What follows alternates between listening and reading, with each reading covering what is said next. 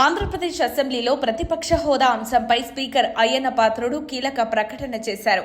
YSR Congress party అధినేత జగన్మోహన్ రెడ్డి రాసిన లేఖపై స్పందిస్తూ ప్రతిపక్ష హోదా ఇచ్చేందుకు తన వద్ద అధికారం లేదని స్పష్టం చేశారు.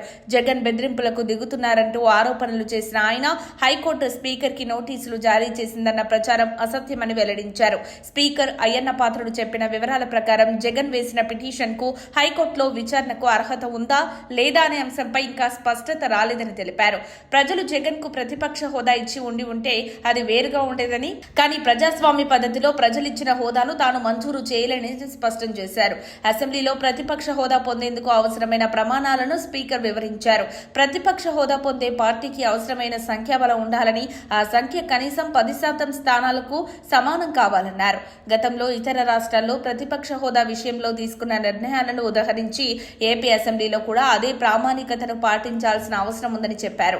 సభకు హాజరు కావడం ద్వారా ప్రజల సమస్యలను ప్రస్తావించాల్సిన బాధ్యత ప్రతిపక్షానికి ఉందని, బయట ఆరోపణలు చేయడం కంటే సభలో వాదనలు వినిపించడం ముఖ్యమని సూచించారు.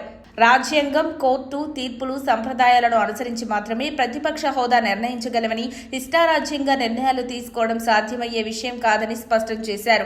జగన్మోహన్ రెడ్డి తీసుకున్న విధానం సరికాదని, ప్రజలిచ్చిన బాధ్యతను గుర్తించి అసెంబ్లీలో హాజరై తమ గొంతును వినిపించాలని స్పీకర్ అయ్యన్న సూచించారు. ప్రజాస్వామ్యంలో సభే సమస్యలను పరిష్కరించే ప్రధాన వేదిక అని, దూరంగా ఉండటం ప్రజలకు నష్టం చేసే నిర్ణయం అవుతుందని చెప్పారు.